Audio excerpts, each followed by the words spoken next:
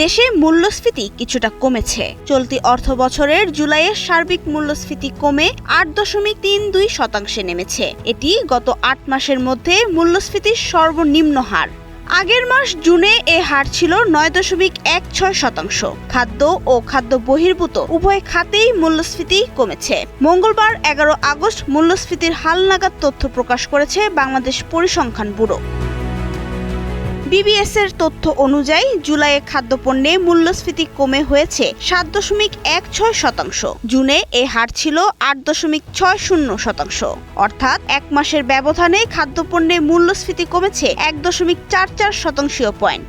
অন্যদিকে জুলাইয়ে খাদ্য বহির্ভূত পণ্যে মূল্যস্ফীতি দাঁড়িয়েছে ৯.২৮%। জুনে এ হার ছিল ৯.৬১%।